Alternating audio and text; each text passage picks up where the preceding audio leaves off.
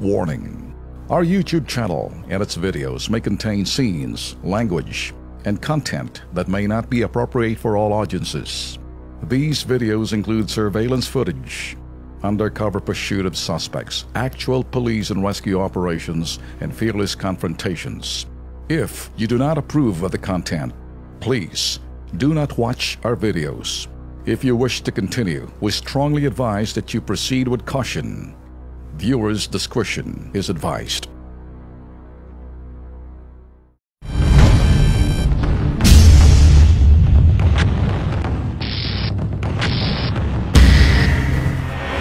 Sa mga nais magpalaki ng dibdib, mag-ingat sa pagpili ng inyong mga doktora. Dahil baka sa halip na dibdib yung lumaki, ito'y tatanggalin pa tulad na lamang ng biktima nasa report na ito.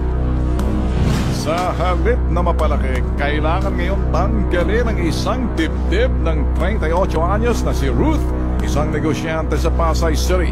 Ito'y matapos umanong maiturok ang maling kemikal ng isang doktor, kwak-kwak. Agosto nang makilala ni Ruth si Jessica Vilonta, isa umanong doktora sa pagpapaganda. Alok nito sa kanya, i-injectionan daw niya ako ng collagen. Pwede natin gawin yung ilong mo para mas lalong tumangos, ma-enhance yung ilong mo. Lagyan natin yung pisngi mo, tapos lagyan natin yung labi mo, and then this one nga. Pang-engganyo pa umano nito, mga kapwa-doktor ay naging pasyente niya sa ganitong proseso. Marami siyang client dito sa Manila, on-call siya. Meron daw siyang, pinaproud niya sa akin na meron siyang ini-injectionan na doctors, marami daw doctors. Mahigit 50,000 ang ibinayad na Ruth kay Vilonta kapalit ng collagen injection sa kanyang mukha, maging sa kanyang dibdib.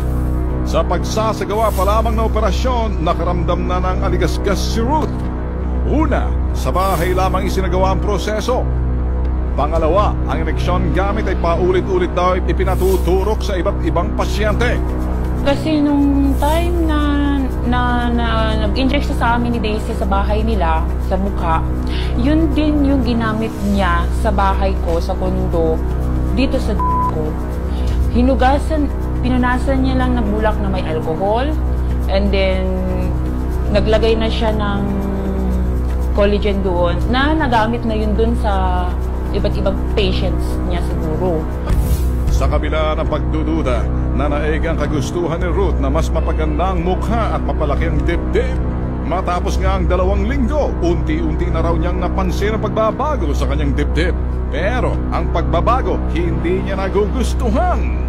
Nung na-injectionan niya na ako, after 2 weeks, nag-react na yung, nagkalis, parang lumabas na yung parang gustong pumutok na, parang gano'n, may kalis-kalis-kis na lumabas doon sa skin ng ko.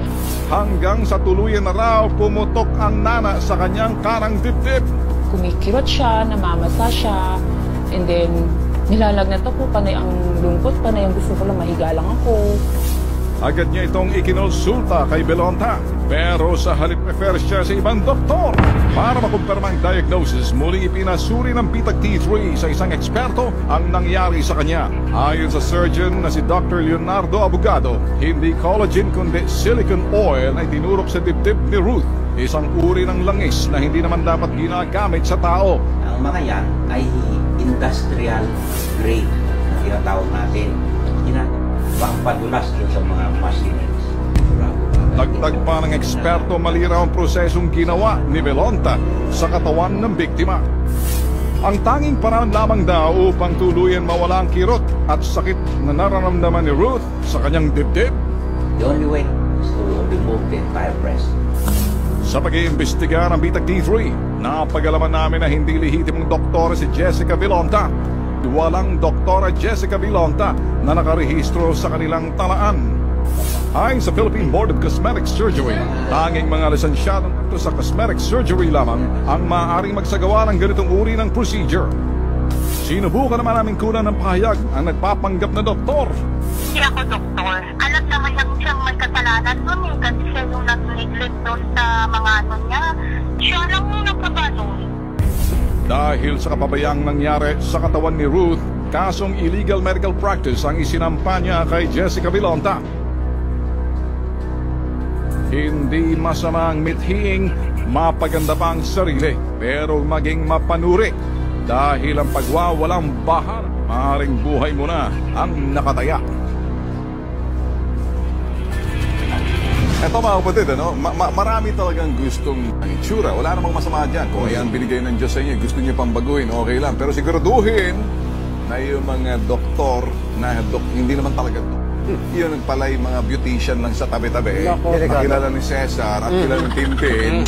Pagkatapos sasabihin ka rito sa beauty parlor, gagawin na nan. Yung sinasabi ng mga surgeon sa mga kanilang search na kayo sa internet. Bago kayo magpabago ng inyong mga dibdib, i-search sa internet muna para makasiguro doon sa mga society pagkatapos para kung sakaling may bulilyaso yung kanilang society kinabibilangan, doon mahahap.